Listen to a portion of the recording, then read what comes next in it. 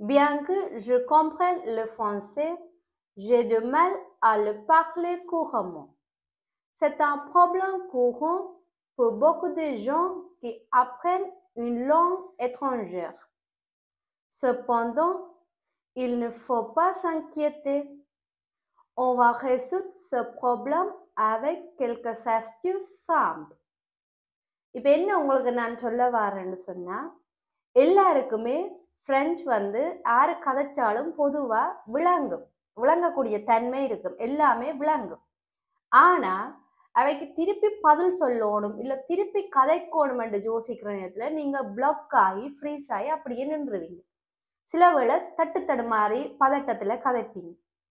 அதுக்கான அந்த பிரச்சனையை தீர்க்கிறதுக்கு வந்து நான் உங்களுக்கு சில டிப்ஸ் வந்து சொல்ல போறேன். அதுக்கு முதல் என்ன சொல்ல போறேன்னு சொன்னா, நீங்க என்ன பிளவுறீங்கன்னு சொல்ல போறேன். அதை சொல்லி போட்டு அதுக்கு பிறகு நானுமே இப்படியான பிரச்சனையில இருந்த அதை எப்படி நான் தீர்த்து கொண்டு வெளியில வந்தனான்னு சொல்லி நான் என்ன செய்தனான்னு சொல்லித்தான் உங்களுக்கு நான் சொல்ல போறேன். இந்த பிரச்சனையை வந்து தீர்க்கிறதுக்கு நான் என்ன செய்தனான். புதிய வகுப்பு நிலை குறியது கதைப்பதற்கு மட்டும் ஜனவரி 25ஆம் தேதி 2025 முதல் 1 மாதத்திற்கு 8 வகுப்புகள், வெறும் 50 பிராங்குகள் மட்டுமே. வகுப்பு நடைபெறும் நாட்கள் சனி மற்றும் ஞாயிறு அல்லது திங்கள் மற்றும் வியாழன். உங்களுக்கு இதுல பதிவு செய்ய விருப்பம்னு சொன்னா என்னுடைய மெயில் அட்ரஸுக்கு மெயில் அனுப்புங்க. இப்ப வந்து நீங்க என்ன பிளவுறீங்கன்னு சொல்லி முதல்ல பார்ப்போம். முதலாவது பிழை, இது பிழைன்னு சொல்ல மாட்டேன், ஆனா நீங்க முதலாவது வந்து கட்டாயம் மாத்தணும். என்னன்னு சொன்னா, உங்களோட போன்ல இருக்கிற செட்டிங்ல வந்து லாங்குவேஜை வந்து நீங்க பிரான்சேல விடணும், அதாவது பிரெஞ்சுல விடணும். இங்கிலீஷ்லயோ இல்ல வேற லாங்குவேஜ்லயோ நீங்க வச்சிருக்க கூடாது. ஏன்னு சொன்னா நாங்க முக்காவாசி ஒரு நாள்ல முக்காவாசி நேரம் வந்து போன்லயோ இல்ல லேப்டாப்லயோ என்னத்துலயோ கம்ப்யூட்டர்ல தான் இருக்கிறோம். அப்படி இருக்க வந்து நீங்க வந்து நீங்க பாக்குறது எல்லாமே பிரெஞ்சுல இருக்கும். அது என்ன ஏன் அப்படி சொல்றேன்னு சொன்னா, நீங்க அடிக்கடி ஒரே விஷயத்த ஒரே சொல்ல பாக்க போன்ல தட்டி தட்டி தட்டி தட்டி பாக்க அது வந்து உங்களுக்கு ஆட்டோமேட்டிக்காவே அது பதிவாயிரும் மூளையில. அப்ப உங்களுக்கு வந்து இப்ப போன் சம்பந்தமா உள்ளுக்கு இருக்கிற செட்டிங்களா இல்ல லேப்டாப்ல தானே அதுகள் வந்து மினக்கட்டி இருந்து நீங்க பாடமாக்க வேண்டிய தேவை இல்லை. முதலாவது நீங்க பயப்படாம போன்ல இருக்கிற செட்டிங்கை வந்து பிரெஞ்சு லாங்குவேஜுக்கு நீங்க மாத்துங்க. அப்படி இது நான் பிள்ளைன்னு சொல்லல, இது வந்து நீங்க முதலாவது செய்ய வேண்டிய விஷயம். இதை நீங்க முதல் செய்யுங்க. அடுத்தது வந்து ஒரு ஆக்கள் பிரெஞ்சுல கதைக்கணும்னு சொன்னா, இது நீங்க என்ன பிளவுறீங்கன்னு சொல்றேன். நானுமே இந்த பிள்ளை தான் விட்டேன். என்ன ஒரு ஆக்கள் பிரெஞ்சுல கதைக்கணும்னு சொன்னா, இப்ப எங்களுக்கு முன்னுக்கு இருக்கிறார்கள் கதைக்கணும்னு சொன்னா, அவை கதைச்சு கொண்டிருக்க வந்து நாங்க அதுல வந்து கான்சென்ட்ரேட் பண்ணாம இவைக்கு என்ன பதில் சொல்லலாமன்னு நாங்க எங்களோட மண்டைக்குள்ள யோசிச்சு கொண்டு இருக்கிறது. இப்ப ஏதோ ஒரு விஷயத்தை பற்றி கதைச்சு கொண்டிருக்கணும்னு சொன்னா அவ என்ன சொல்லணும்ன்றதுல கான்சென்ட்ரேட் பண்ண மாட்டேன். இவ பிடிச்சோ அது வந்து எங்களோட பதட்டம். நாங்க சரியா கதைப்போமோ என்னவோண்டு அவை கதைக்க அந்த விஷயத்தை நாங்க கணக்குல எடுக்காம அடுத்தது நாங்க பதில் சொல்ல போறோம், என்னென்னு பதில் சொல்றது, என்னென்னு ஃப்ராஸ கான்ஸ்ட்ரூட் பண்றேன்னு மண்டைக்குள்ள இருந்து யோசிச்சு கொண்டிருப்போம், என்ன டென்ஸை பாவிக்கிறேன்னு சொல்லி. அப்படி மட்டும் நீங்க செய்யாதீங்க. ஒரு ஆள் கதைக்கணும்னு சொன்னா அதை முழுமையா அவதானிங்க, கூர்ந்து அவதானிங்க. எந்த வொக்காபுலர் பாவிக்கணும், எந்த காலத்துல கேட்கணும், என்ன கேட்கணும். சில விஷயம் உங்களுக்கு விளங்காட்டி கூட கூச்சப்படாம எனக்கு இது விளங்கலைன்னு சொல்லுங்க. ரெண்டாவே அதை வேற விதமா வந்து எக்ஸ்பிளைன் பண்ணுங்க. இது வந்து நாங்க விடுற முதல் பிழை. அடுத்தது வந்து என்னன்னு சொன்னா கேட்போம். பிரெஞ்சுல வந்து இப்ப நான் அடிக்கடி வீடியோல சொல்றேன், பிரெஞ்சுல வந்து நீங்க படம் பாருங்க, பாட்டு கேளுங்க, நாடகங்கள் பாருங்கன்னு சொல்றோம். அது எல்லாத்தையும் கேட்போம். ஆனா நாங்க என்ன செய்ய மாட்டோம், ப்ராக்டிஸ் பண்ண மாட்டோம். அதை வந்து அந்த ஃப்ராஸுகளையோ இல்லை அந்த வொக்காபுலரியோ வந்து நாங்க ப்ராக்டிஸ் பண்ண மாட்டோம், சும்மா கேட்டுக்கொண்டே இருப்போம். அப்ப அதை என்ன செய்யும், சும்மா கேட்டுக்கொண்டே இருந்தா வந்து எங்களோட காதுல வந்து அது சவுண்டாத்தான் போய்கொண்டுமே இருக்குமே தவிர அந்த சொல்ல வந்து நாங்க திருப்பி பார்த்தாலோ இல்ல திருப்பி எழுதினாலோ இல்ல ஞாபகப்படுத்தினாலோ தான் அந்த சொல்லு வந்து எங்களுக்கு மனதுல பதியும். இப்ப நான் சொல்றேன், நீங்க ஃப்ரெண்ட்ல படத்தை பாருங்கன்னு சொன்னா படம் வந்து விளங்கும் நார்மலா. இப்ப வசனங்கள் விளங்காட்டியுமே அவ நடிக்கிற விதத்துல வந்து ஓரளவுக்கு படம் விளங்கும். ஆனா அந்த படத்துல வர சொல்லுகள் ஆகட்டும், இல்ல ஒரு ஃப்ராஸ் ஆகட்டும், இல்ல ஒரு காமெடி சொல்லிடுமெண்டா அந்த காமெடி ஆகட்டும் உங்களுக்கு விளங்காது. ஏன்னு சொல்லுங்க, நீங்க சும்மா கேட்டுக்கொண்டே இருக்கிறீங்க தவிர அதை வந்து ப்ராக்டிஸ் பண்றீங்க. எதை என்றாலும் நாங்க தொடர்ச்சியா ப்ராக்டிஸ் பண்ணினாத்தான் எங்களுக்கு வந்து அது ஞாபகத்துல நிற்கும். அதுக்காகத்தான் நான் சொல்றேன், நீங்க சும்மா கேட்காம, இப்ப நான் சொல்றேன் வீடியோல சொல்றேன்றதுக்காக சும்மா கேட்காம தொடர்ந்து அது ஒவ்வொரு நாளும் ப்ராக்டிஸ் பண்ணுங்க. இதெல்லாம் வந்து நீங்க விடுற பிள்ளைகள். இதாலதான் உங்களுக்கு மற்ற பிரெஞ்சு கதைக்க எல்லாம் விளங்கும், திருப்பி கதைக்க பயமா இருக்கு. அடுத்தது வந்து கதைக்க தொடங்கி இப்ப இன்னொரு ஆக்கள் முன்னுக்கு இருந்து கதைக்கணும்னு சொன்னா கதைச்சு கொண்டிருக்கேக்கி அவ கேள்வி கேட்கணும்னா உடனே கிராமரை யோசிக்கிறது. நான் ஏற்கனவே ஒரு வீடியோல சொல்லியிருக்கிறேன், நீங்க கதைக்க ஆசைப்படுறீங்கன்னு சொன்னா கிராமரை பற்றி யோசிக்காதீங்க, கணக்கிலே எடுக்காதீங்கன்னு சொல்லியிருக்கிறேன். சரி, அப்படி இன்னொரு ஆக்கள் கதைச்சு கொண்டிருக்க உங்களோட டேர்ன் வரப்போதண்டேக்க உடனே கிராமரை யோசிக்கிறது. அது நீங்க செய்யற மிகப்பெரிய தவறு. நீங்க இடையில நானுமே ஆரம்பத்துல அப்படித்தான் செய்து கொண்டிருந்தேன். அதுக்காகத்தான் நான் சொல்றேன், ஆரம்பத்திலேயே நீங்க இந்த பிழைகளை வந்து தவிர்த்து கொள்ளுங்க. தவிர்த்து கொண்டு நீங்க கிராமரை கணக்கெடுக்காம பிழையோ சரியோ கதைச்சிங்கன்னு சொன்னா அது உங்களுக்கு ஈஸியா கதைக்கக்கூடிய மாதிரி இருக்கு. அடுத்தது வந்து பிழைய வந்து நாங்க ஏற்றுக்கொள்ளோம். அதே அப்படி நான் சொல்றேன்னு சொன்னேன், ஏற்றுக்கொள்றேன்னு சொன்னேன். இப்போ ஒரு ஆள் வந்து நீ இது பிழை செய்துட்டு அப்படி இன்னொரு ஆக்கள் சொல்ற குற்றச்சாட்டை உங்களை ஏற்றுக்கொள்ளுங்கன்னு நான் அப்படி சொல்லேன். அப்படி இல்லை, கதை கேட்க பிழை வரும், பிழை விட்டுத்தான் நாங்க கதைப்போம், பிழை விட்டுத்தான் நாங்க ஒரு மொழியை கதைச்சு பழகுவோம் என்ற மனப்பக்குவம் உங்களுக்கு வரும். இல்ல நான் எல்லாத்தையும் சரியாத்தான் கதைப்பேன், ஒரு இடத்துலயும் பிழை விட மாட்டேன், அவ என்ன நினைப்பினும் என்ன பற்றி நான் இப்படித்தான் கதைப்பேன் நீங்க ரூல்ஸ் வச்சிருந்தீங்கன்னு சொன்னா நீங்க வாய் திறந்து பிரெஞ்சு கதைக்க மாட்டீங்க. அதை நான் உங்களுக்கு அடிச்சு சொல்லுவேன், ரெண்டா ஷுவர் பண்ணி சொல்லுவேன். ஏனெண்டா என்னுடைய அனுபவத்துல நான் உங்களுக்கு சொல்லுவேன். அதுக்காகத்தான் நான் இப்படி ஸ்ட்ராங்கா சொல்றேன். ஏன்னு சொன்னா யாருமே இந்த உலகத்துல பிழை விடாம ஒரு புது மொழியை கதைச்சதா ஒரு வரலாறே இல்லை. நீங்க என்ன செய்யலாம், ஓ நான் பிழை விட்டுதான் கதைப்பேன், என்ன மாதிரித்தான் எல்லாரும் கதைப்பேன். இப்ப நான் ஒரு இதுக்கு படிச்சு வந்திருக்கிறேன்னு சொன்னா நானுமே பிழை விட்டுத்தான் கதைச்சேன். நான் அப்படியே இங்க வந்தாப்புல அப்படியே எல்லாம் சரியா கதைச்சு எல்லாம் சரியா இருந்து ஒன்றுமே செய்யல. எல்லாத்த நிலப்பாடுமே அதுதான். அதே மாதிரி இப்ப ஒரு இடத்துல போய் இருந்து கதைக்கிறோம்னு சொன்னா நீங்க பிழை விட்டு கதைச்சு தண்டு உங்களோட சொல்ல வந்த விஷயத்த சொல்லிட்டீங்க. நீங்க பிழை விடுறீங்கண்டா கூடி நீங்க அதை எக்ஸ்பிளிக் பண்ற விதத்தை தான் நான் பாப்பினுமே தவிர உங்களோட பிழைய கவனிக்க மாட்டேன். அதுக்கு முதல்ல உங்களை ஞாபகம் வச்சிருக்க மாட்டேன். இப்ப நான் போய் ஒரு ராம்தேவ்ல போய் கதைக்கிறேன், ஒரு டாக்டரா இல்ல வேற ஒரு மீட்டிங்ல போய் இருந்து கதைச்சிட்டு வந்தா அந்த கதைக்கும் மட்டும் நான் என்ன சொல்றேன்ற விஷயத்தை தான் பாப்பினுமே தவிர ஓ இவா இந்த ஆள் இப்படி கதைச்சவா, இப்படி இதுல பிழை விட்டவா, இந்த கிராமர்ல பிழை விட்டவான்னு ஒருத்தர் ஞாபகம் வச்சிருக்க மாட்டேன். அப்ப அதால வந்து நாங்க பயப்பட தேவையில்லை. ஏன்னா ஒருத்தருமே எங்களுக்கு கணக்கெடுக்க மாட்டேங்கும். அங்க வந்து என்ன சொல்ல வாரமோ அந்த விஷயம்தான் முக்கியம். அதால வந்து நீங்க ஒரு மொழியை கதைக்க போறீங்கன்னு சொன்னா பிழை விட்டுத்தான் கதைக்கணும் என்ற ஒரு மனப்பக்குவம் உங்களுக்கு வரணும்.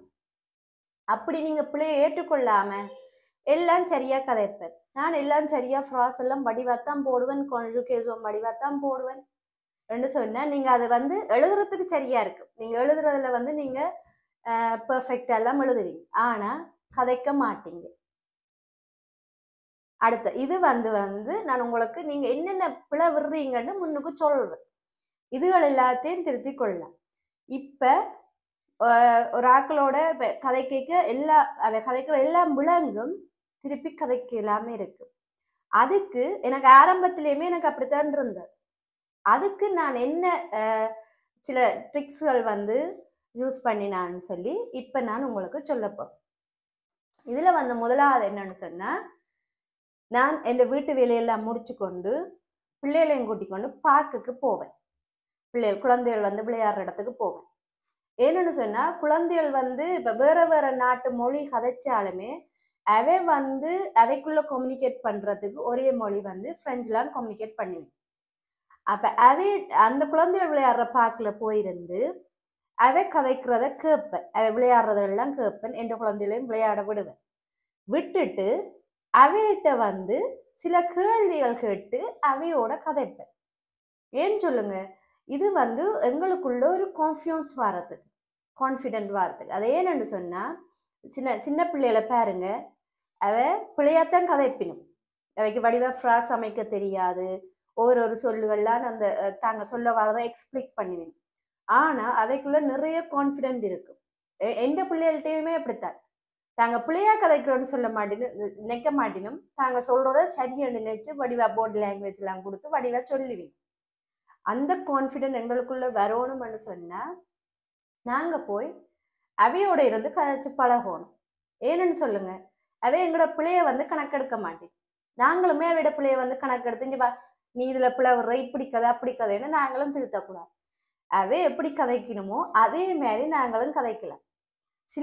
சில பிள்ளைகளுக்கு வந்து நாங்க நிறைய கேள்வி கேட்டா போரா இருக்கும். என்ன குழந்தைகள்னா அப்படித்தானே, நீங்க அவைக்கேற்ற மாதிரி இறங்கி அவைக்கேற்ற மாதிரி கதைக்கணும். நீங்க அவையோட கதைச்சு இப்ப பார்க்கல இருக்கைக்கோ இல்ல விளையாடைக்கோ காணைக்கோ கதைச்சு இப்ப அடுத்த நாள் விளையாட போய் ஒரு கொஞ்சம் பொம்போ வண்ணியண்டே கொடுத்து அப்படி கதைச்சு பழையனீங்கன்னு சொன்னா உங்களுக்குள்ளேயே கான்ஃபிடென்ட் தன்மை கூடிக்கொண்டே போகும். அது உங்களுக்கு தெரியாது. நீங்க அப்படி நாளாந்தம் செய்து கொண்டு வர நீங்க வேறொரு இடத்துல கதைக்க போய் அதுல இருக்கிற வித்தியாசத்தை நீங்க பார்ப்பீங்க. அடுத்தது வந்து இது நான் செய்த முதலாவது ட்ரிக்ஸ். அடுத்தது வந்து என்ன செய்யறேன், இதேதான் எங்கேண்டான இப்ப கூடுதலும் வயசானாக்கள் கண்டா எங்களை பற்றி கொஞ்சம் தெரிஞ்சு கொள்ள ஆசைப்படுவேன். எல்லாரும் இல்லை, ஒரு சிலர் வந்து எங்களை பற்றி தெரிஞ்சு கொள்ள ஆசைப்படுவேன். அப்படி ஆசைப்படைக்க இப்ப எங்களை பற்றி கேட்பினும், இந்த பொட்டேன் வச்சிருக்கிறீங்கன்னு கூடுதலும் நான் இங்க வந்த காலத்துல இருந்து இப்ப வரைக்கும் இந்த பொட்டு ஏன் வச்சிருக்கிறீங்கன்னு எல்லாரும் அப்படி யாராவது கேட்டுச்சிருமான்னு சொன்னா அவ வந்து என்னட்ட வசமா மாட்டிட்டிருமான்னு அர்த்தம். அது ஏன்னு சொன்னா அப்படியே நான் அவையோட கதைக்க தொடங்கி எனக்கு தேவை என்ன, நான் வந்து கதைச்சு பழகணும். யாரோட என்னன்னா கதைச்சு பழகும். அப்படியே கதைச்சு அவையிட்ட நிறைய கதைகள் கேட்டு அவையிட்ட இப்ப அவை சொல்லிக்க சில vocabulary வந்து எனக்கு விளங்காம அதுக்கு எல்லாத்தையும் விளக்கத்தை கேட்டு அந்த கதையை அப்படியே கூட்டிக்கொண்டே போவேன். அப்படி உங்களுக்கு எங்கேயாவது ஒரு சந்தர்ப்பம் கிடைக்கும். வேறோட என்னன்னா ஒரு ஆக்கள் கதைக்கிறதுக்கு இப்ப ஏதாவது ஒன்று கேட்பினும், ஏன் நீங்க இப்படி தோடு போட்டிருக்கீங்க பொட்டு ஏதாவது ஒன்று கேட்பேன். அப்படி கேட்க அந்த சந்தர்ப்பத்தை நீங்க பயன்படுத்தி கொள்ளுங்க. கூச்சப்படாம வெக்கப்படாம எந்த தயக்கமும் இல்லாம முதல் நான் பிழை விட்டுருவேன் என்று கூட யோசிக்காம நீங்க முதல் கதைக்க பழகுங்க. ஏன்னா உங்களுக்கு கதைக்கிறது சான்ஸ் கிடைச்சிருக்கு. அப்ப நீங்க கதைச்சு ப்ராக்டிஸ் பண்ணுங்க.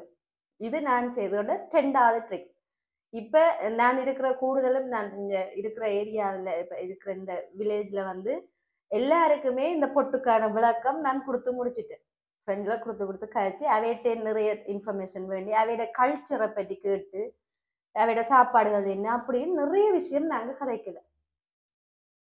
சரி, இது வந்து நான் பார்த்த நான் யூஸ் பண்ண 2வது ட்ரிக்ஸ். மெயினா நான் இப்படித்தான் வழியில தான் போவேன். யாரு கிடைச்சாலும் யாரு இருந்தாலும் அவையோட இருந்து கதைக்கிறது. அடுத்தது வந்து 3வது என்ன செய்யணும்னு சொன்னா, நீங்க வந்து இப்படி வெளியில போய் கதைச்சு பழகினாலுமே vocabulary வந்து நீங்க ஞாபகத்துல வச்சிருக்கணும். vocabulary ஃப்ராஸ் அதுகள் வந்து அது வந்து நீங்க ஒவ்வொரு தலைப்புல ஞாபகம் வச்சிருங்க.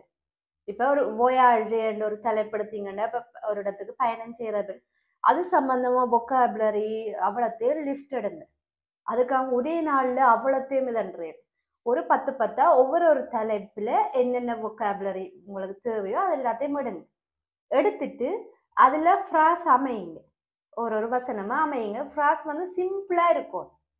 இப்ப நீங்க காம்ப்ளெக்ஸா தான் அமைக்கணும், சிம்பிளா இருந்தாலே பிறகு அதை வச்சுட்டு அதெல்லாம் ப்ரிப்பேர் பண்ணி ஒரு பயணம் செய்யறதை பற்றி இல்லாட்டி ஒரு இடத்துக்கு போறதை பற்றி அப்படியே நிறைய vocabulary எடுத்துட்டு ஃப்ராஸ் எல்லாம் அமைச்சிட்டு அதை வந்து என்ன செய்யணும்னா இப்படி நீங்க வெளியே கதைக்க ஓகே இன்றைக்கு பின்னேரத்துல இத்தனை மணிக்கு போவேன், யாராவது கிடைச்சா கதைப்பேன்ன்ற டைம்ல வந்து அந்த ஃப்ராஸுகளை வந்து நீங்க யூஸ் பண்ணி கதைக்கணும். அப்ப என்ன செய்யும் உங்களுக்கு உடனே அந்த ஃப்ராஸ்களோ இல்ல vocabularyயோ உடனே ஞாபகத்திலே நிற்கும். நீங்க வந்து பயம் இல்லாம அதை உடனே கதைக்கக்கூடிய மாதிரியும் இருக்கு. அப்ப என்ன செய்யணும், நீங்க முதல் எந்தெந்த தலைப்புல என்னென்ன vocabulary என்னண்டா இப்ப நீங்க கதைச்சு கொண்டிருக்கீங்க, சில வேளை ஒரு சொல்லு தெரியாட்டி கூட அது ஒரு பதட்டமா இருக்கும். அதுக்காகத்தான் இந்த டெக்னிக். அப்ப நீங்க அப்படி எடுத்துட்டு நீங்க கதை கேட்க நீங்க இப்ப இன்றைக்கு வந்து சாப்பாடுகளை பற்றி நீங்க vocabulary பாடமாக்கினீங்கன்னா அதை பற்றி வேற யாராவது கிடைச்ச இப்ப சின்ன பிள்ளைகளோ இல்ல பெரியார்களோ யாருண்ட கிடைச்சா நீங்க அவையோட கதைச்சு பழகுங்க. அடுத்தது வந்து என்னன்னு சொன்னா, நீங்க என்ன கதைக்கிறீங்களோ, இப்ப என்னத்தை பற்றி கதைக்க போறீங்களோ, இப்ப ஒரு இடத்துக்கு போறீங்கன்னு சொன்ன, இப்ப ஒரு இமிகிரேஷனுக்கு போறீங்கன்னு சொன்னா, இப்ப அங்க பாஸ்போர்ட் சம்பந்தமா கதைக்க போறீங்க, இல்ல உங்களோட விசா சம்பந்தமா கதைக்க போறீங்கன்னு சொன்னா, அதை ஏற்கனவே அதுக்குரிய vocabulary அதுக்குரிய ஃப்ராஸ்களை முடிஞ்ச வரை ப்ரிப்பேர் பண்ணுங்க. ஏன்னு சொல்லுங்க, இப்ப ஒன்றுமே தெரியாம போய் நின்று பதட்டப்படுறதை காட்டி ஒரு முக்காவாசி தெரிஞ்சிருந்து காவாசி விளங்காட்டி கூட நாங்க அவைகிட்ட திருப்பி கேட்கலாம், இதை வடிவா திருப்பி இருக்கா எனக்கு எக்ஸ்பிளைக் பண்ணுங்க, எனக்கு விளங்கல. அதுக்காகத்தான் சொல்றேன். இப்ப உங்களுக்கு ஒரு ராம்தேவ்னு சொன்னா எது சம்பந்தமானு உங்களுக்கு வடிவா தெரியும். இப்ப டாக்டர்கிட்ட போறீங்கன்னா இது சம்பந்தமானு தெரியும், இமிகிரேஷன் போறீங்கன்னா இது சம்பந்தமானு தெரியும். அப்ப முடிஞ்ச வரை அந்தந்த vocabularyயை போட்டு ஃப்ராஸை போட்டு நீங்க கதைக்க போறீங்கன்னு சொன்னா நீங்களே அதை ப்ரிப்பேர் பண்ணுங்க. யாரையுமே நீங்க கூட்டிக் கொண்டு போகாதீங்க, யார்லையுமே நீங்க தங்கி இருக்காதீங்க. உங்களாலையும் முடியும். முடிஞ்ச வரை ப்ரிப்பேர் பண்ணி போங்க. போயிட்டு அவையிட்ட நீங்க வேகமாத்தான் கதைக்கணுமாண்டு இல்லை, மெதுவா ஆறுதலா சின்ன சின்ன ஃப்ராஸை போட்டு உங்களுக்கு நீங்க என்ன சொல்ல வாரீங்களோ அதை கேட்டு வடிவா விளங்கப்படுத்துங்க. நீங்க யாரையும் கூட்டிக் கொண்டு போய் இல்ல யாருக்கும் காசு கொடுத்து கொண்டு கதைக்க போய் கடைசியில நீங்க அதே இடத்துல நிற்பீங்க. இதெல்லாம் வந்து கதைக்கிறதுக்காக நீங்க எடுக்கிற முயற்சி. இதெல்லாம் நான் எடுத்த முயற்சி. நான் இந்த முயற்சி செய்தபடியாத்தான் என்னால கதைக்கக்கூடிய மாதிரி இருக்கு. அதே தான் உங்களுக்கு நான் சொல்றேன், நீங்களும் முயற்சி எடுத்தா உங்களாலையும் முடியும். முடியாதுன்னு ஒன்றுமே இல்லை. அதால இப்ப நான் சொன்ன முதல் வந்து ஆரம்பத்துல சொன்னா நீங்க என்னென்ன பிள்ளைகள் விட்டுறீங்க, இப்ப நானுமே அதைத்தான் விட்டேன். இப்ப உங்களை தனிய சொல்லல, நானுமே அதைத்தான் விட்டேன். அதையும் திருத்தி கொண்டு அதுக்கு பிறகு என்னென்ன ட்ரிக்ஸ் வந்து நான் அதுக்கு பாவிச்சேன். என்னன்னு சொன்னா எங்களுக்கு ஃப்ரெண்ட்ஸ் விளங்குது, கேட்டு கேட்டு கேட்டு கேட்டு நாளாந்தம் கேட்டு அது விளங்குது. ஆனா திருப்பி கதைக்கு பயமா இருக்கு, தெரியுது இல்ல, பிளாக் ஆகுறோம். அதுக்கான டிப்ஸ் தான் இது. நீங்க ஒவ்வொரு நாளும் தொடர்ந்து ப்ராக்டிஸ் பண்ணீங்கன்னு சொன்னா உங்களாலே நிச்சயமா ஃப்ரெஞ்சை வந்து கதைக்க முடியும்.